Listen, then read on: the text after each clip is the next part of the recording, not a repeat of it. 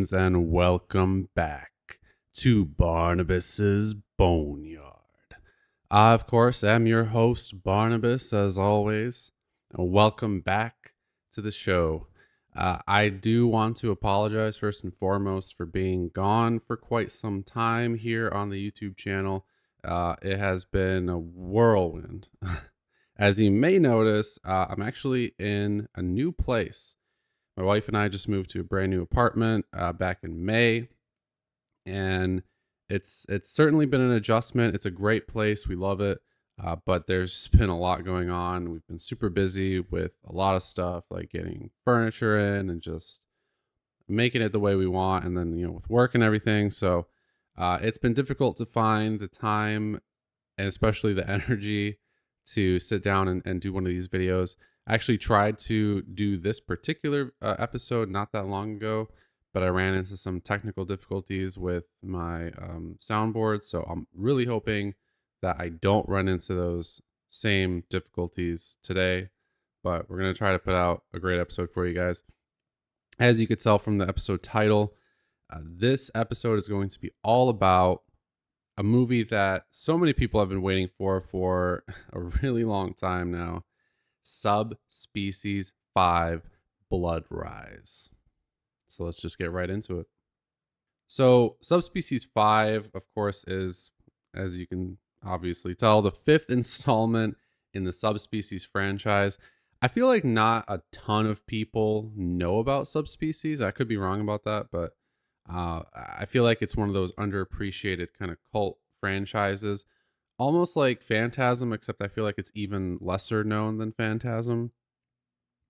It's right up there with some of the only other I feel like really well known full moon horror franchise, which is Puppet Master, which itself is a very cult horror franchise, and certainly not, I would say, at the level of like, your Friday the 13th, Halloween, Nightmare on Elm Street, and all those guys. But I mean, Puppet Master has a ton of movies out, and it certainly has a cult following.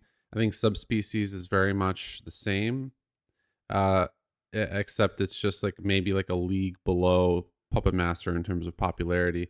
I think partly because Puppet Master has been releasing movies pretty consistently over the years, but Subspecies, on the other hand, released 4 movies during the 90s and then nothing since then, except for, the occasional trickling news of this particular film, Subspecies 5, which finally came out, and, now it is on streaming. It received a limited theatrical release at the Alamo Drafthouse on May 15th, but shortly after that, I think came to streaming. So it is, I think, available to rent now on VOD. And if you have Screambox, at the very least in the US, I'm not sure about any other regions, and I do apologize about that. But here in the US, it is on Screambox. So if you have a subscription to that, you can watch Subspecies 5 as well as any of the other Subspecies films, because they are on there. But yeah, it's been I think 25 years since Subspecies 4 Bloodstorm, which was the last one, which honestly I barely remember that movie at all. I watched all the Subspecies probably like a couple years ago. And yeah, Subspecies 4, I just don't remember. I remember being a little confused about the characters of Ash and Serena. And that's because I never watched Vampire Journals, which I'm still meaning to do. I will at some point watch Vampire Journals.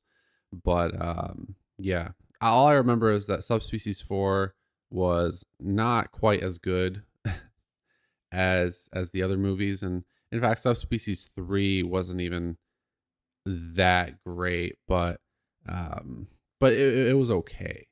I love Subspecies 1 and 2. I feel like Subspecies 2 is one of the best horror sequels out there, actually. As far as like a second installment of of a horror franchise goes in particular, because it's just such a strong entry. Like, I love the gothic atmosphere, which is just as good, if not better, than Subspecies One. The plot of, Radu following Michelle through through the streets of Bucharest, uh, is just awesome, and the action's great. I mean, the actual horror elements in that are fantastic. I think, lots of incredible, impeccable shots of, shadows, and it's just fantastic. Um, but yeah, we have Subspecies 5 now after 25 years. Ted Nicolaou returning back to back to back to back to back as director and writer of these films. And this one actually is interesting because it is a prequel, which, you know, I mean, unless you knew about it, you wouldn't probably expect, because the first four films actually did have kind of a chronological narrative to them, which usually always ends in Radu dying. So you're like, okay, well, maybe this will be like the final installment, and Radu will, come back to life, and he'll be killed like for good, and all that. But that's not really the case. Um, this one is a prequel that kind of goes into Radu's origin story, essentially, in a way. But so Subspecies 5, of course, the most noticeable differences 25 years later are the visuals, and specifically the returning actors themselves. So Anders Hove returns as Radu, which is fantastic. He's really the cornerstone of the Subspecies franchise. As a villain, I mean, that makes perfect sense when you consider some of like the really well-known horror franchises that I mentioned before. Radu is Subspecies, right? Alongside the protagonist, Michelle, played by Denise Duff. Now, Denise Duff does also return in Subspecies 5, but she plays a new character, which is interesting. But considering that, the film takes place in essentially like the Middle Ages, and then onward, that makes sense that Michelle would not be alive, since she was a human in the first Subspecies film. But I think it's an interesting idea to bring her back. It kind of adds to that element of like, Radu has this sort of like ages long romance with this Helena character.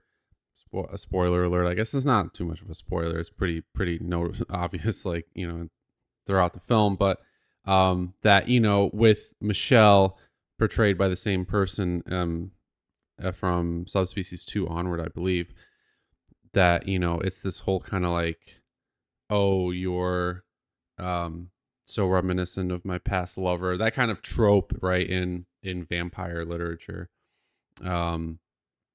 So I think it was actually a smart move to bring her in to play this character, who then, kind of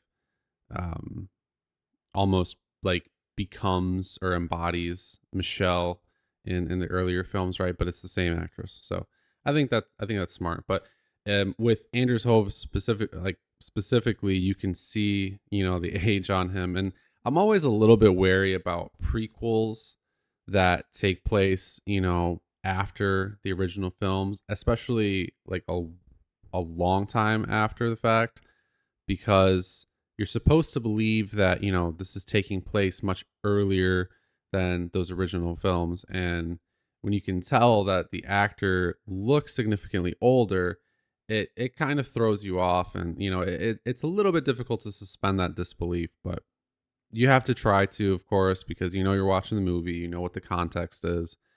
And so you kind of just have to go with it. But yeah, it's certainly something that I did notice, and it didn't ruin my experience for me, but it just made me kind of cringe a little bit. Like, this is supposed to be a prequel, and I mean, the dude is so much older. Like, even in his Radu makeup, you can tell. So again, not really a criticism. I know this is something that Ted Nicolaou has wanted to do for a really long time, to portray this particular story of kind of Radu's origin. And I mean, he did his thing, but it's still something that I have to point out just to be objectively, cognizant of all the elements of the film. Denise Duff looks awesome. She looks great, and the character she plays, I think, is a great character, and especially that makeup and wardrobe on her is awesome, and I think she does a great job. So, there is that. But yeah, essentially the movie takes place, like I said, kind of like starts off in the Middle Ages. Radu is like this crusader who is inscripted by the church at the time to like hunt down, evil things, particularly vampires. And he does this for quite a while. I believe the story is that, he was like taken in as kind of an orphan, but, he doesn't know his real father. He doesn't know that his father is the vampire king Vladislaus, right? So eventually he finds out and, conflicted on the inside because of his upbringing as this like demon slayer essentially, right? Shout out to the anime. uh he has this big internal conflict with what to do as far as, his family line. And of course then that kind of bleeds into his prophecy of eventually killing his father, which he does in Subspecies 1. uh well, yeah, and you can see in this film too, I believe. But fulfilling that destiny and becoming who he was apparently always meant to be, which is the vampire Radu. So it's that origin, but then the movie does also go into more than just that. Honestly, I thought it was going to be, you know, uh much more expansive on that aspect of it than it kind of was. That whole part with, that internal conflict of his, the conflict of his, religious background and what he was told he was meant to do versus, the reality of who and what his family is and kind of what he was destined to become. I thought that was going to be a much bigger part of the movie, and it was a big part. Obviously it's a huge part of his character development, but I would say it maybe took up like the first third of the movie, and then afterwards we see something else. And afterwards it's kind of him and his relationships with the vampire Helena, as well as Ash and Ariel, who, if I'm not mistaken, show up in. Actually, I don't think the character of Ariel shows up in Vampire Journals, but that character of Ash is ever present in Vampire Journals and Subspecies 4, and is also an important part of Radu's character. So Ash does show up, as well as the character of Ariel, who, if I'm not mistaken, is new to the franchise. But if I remember correctly, it's been like a few weeks since I saw Subspecies 5, so forgive me, but I believe is the sister of Ash. I could be wrong. But Radu finds them together. They're, musicians, and at that point in the movie, he's kind of like, he's already a vampire, and he he's seeking companionship, and so he finds them. He loves their music. He desires their entertainment, and that's kind of why he brings them in, and turns them. And so you kind of see that origin of the character of Ash. So if you're like me and you never saw Vampire Journals and you're kind of confused about, Ash and why he has this relationship with Radu, this movie really does go into that and explores that, I think, really well. Because, it uses linear time and travels through it, showing us kind of how Radu and Ash's and Ariel's relationship evolves pretty steadily, and I think it does a pretty good job of that. So that's probably, I mean, that whole aspect of it, along with the relationship with Helena, who's like this, big wig, but who Radu also um, comes into contact with earlier on in the movie is pretty much the rest of the film, kind of their relationship, Radu's um, new kind of conflict with loneliness, essentially, right? Loneliness and the reality that he's cursed with immortality and how he grapples with that.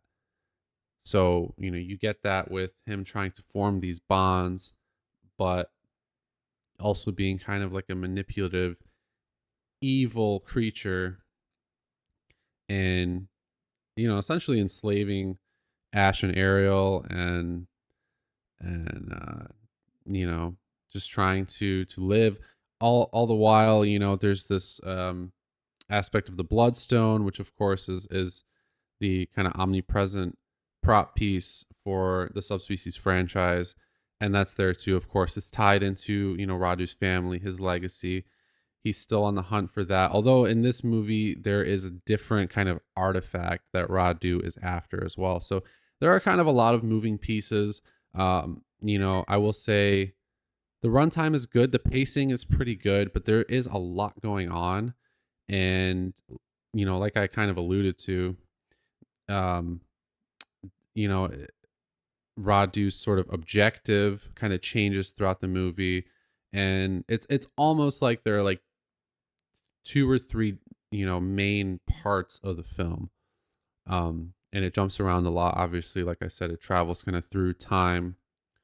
It goes into kind of Radu's early life before Subspecies 1 takes place and shows us that, you know, big part of his life. So, um, it's an interesting decision. I mean, it's kind of cool to chronicle his journey from, childhood to being like this crusader and seeing how he changes into the vampire villain that we know he is, while still sort of being empathetic toward him and giving us a reason to think like, okay, well, I kind of understand why he is the way he is and why he wants what he wants, why he's seeking companionship and all these other things. But, also still showing us clear examples of why he is just a terrible person as well. So the fact that there is a lot going on is kind of a positive and a negative, just because it's a little bit easy to get lost in the sauce, as it were, right? And sort of feel overwhelmed by everything. So I'd say the script could potentially be tightened up, but overall it's still a pretty fun movie. Um, Again, my biggest thing I guess is just that, like, do we really need this movie? I know Ted Nicolaou really wanted to make it. I understand sort of, the appeal of a prequel, but I don't know. The fact of the matter for me is like we learn quite a lot about Radu's history in the first four films anyway, and the best part about those movies for me is that sort of chronological continuation of his journey with Michelle. And while it's cool to see how that kind of came to be in this movie with his relationship with Helena and how she kind of came to almost like spiritually transpose into the character of Michelle. Um, I just don't know if it was like absolutely needed. And, 25 years later, even less so. um, so that's really my biggest thing about this movie. But from a lot of the other aspects, it's pretty cool. Visually it looks great, even though it is 25 years later, and I think the movie was shot. Oh God, I don't even know. Um, I think over the last filming began in July 2020, with a slight uh, with some slight impact by the COVID-19 pandemic, but so it's been filmed throughout the last few years. I will say it's impressive that it looks really good, but still has that 90s horror feel. It's still very gothic. I think it's filmed in Croatia and Serbia, I believe, or no, I'm sorry, maybe just filmed in Serbia. So it's still filmed in Europe, right? You see those European mountains and the landscape and everything like that. And that's been always been one of the biggest, I think, draws of Subspecies, is that it is like filmed on location in these old like European areas. So it has that, authentic kind of gothic appeal to it, right? That like kind of timeless appeal. And I think that is great. The makeup and costume, as I kind of alluded to earlier, is fantastic. Um, and the the soundtrack, of course, is very very reminiscent, if not the same as the older films. So the sound design, the scoring of this film is great. But like I said, everything kind of blends together and still feels kind of like that 90s, full moon horror feeling, which is pretty fantastic. Because it is still a lower budget, but it still manages to kind of toe the line of modern and old school. And I think that's great. So, fans of Full Moon Pictures and fans of the older Subspecies films, I think will feel comfortable watching this movie.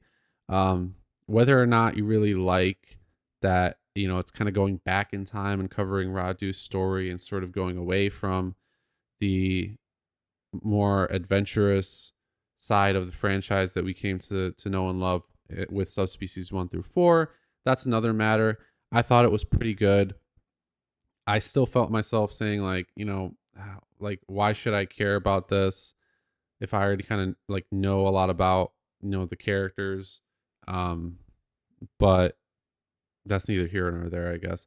The fact is the movie exists, and taking it for what it is, I still think it's a pretty good movie. I think it's a pretty decent sequel, and you still get a lot of, good vampire gore and everything like that. So there's not too much to complain about. Um, it's toward the bottom, I would say, of my favorite Subspecies films, but it's definitely better than 4, I think. I'm not sure if it's better than 3, but yeah. So if you are a fan of the franchise, especially, I would say give this movie a shot. If you're kind of a casual fan and you've seen Subspecies 1 through 4, give it a go. If you've never seen Subspecies before, I think this is probably a good jumping off point. It's going to be weird watching this and then going all the way back to the original films. But like I said, you still get that 90s horror feeling from this one kind of. So it's not going to be too crazy of a transition. Just know that you're going to be watching something made like 25 years later. So, in a lot of technical aspects is going to be significantly better quality. But as far as like the narrative aspect of it and from a character standpoint, I think this is a good first film if you've never seen Subspecies, just to learn more about what is happening, because I think it can pretty seamlessly transition into Subspecies 1 plot wise and character wise, and you'll be able to get it. So yeah, that's what I think about Subspecies 5. I think, God, I don't even know what I gave the movie, to be completely honest with you. But let me take a look. I gave it a 3 out of 5, which I think is pretty fair. Yeah, that's all I have to say about Subspecies 5, guys. I'm going to be releasing this hopefully very soon, and I'm going to be actually recording this back to back with yet another film that I recently covered over at defactofilmreviews.com called The Angry Black Girl and Her Monster. So that video is going to be coming up soon. If I'm wearing the same clothes, it's because I'm going to be recording it back to back. Just to get some content out there, like we're still trying to get some content out there. We actually recently over at Grave Discussions released our Evil Dead Rise episode. So I'm going to link to that down in the description. If you haven't listened to that yet, please do. I know Evil Dead Rise is a super hot topic right now in the horror community, especially online. A lot of people talking about it because it just hit Max and is available on VOD now too. So yeah, if you have or haven't seen the movie yet, check out the episode so you can know what we think about it. All our other links are going to be down in the description as well. And until next time, I'm Barnabas, and you've been here visiting the Boneyard. We'll see you very soon.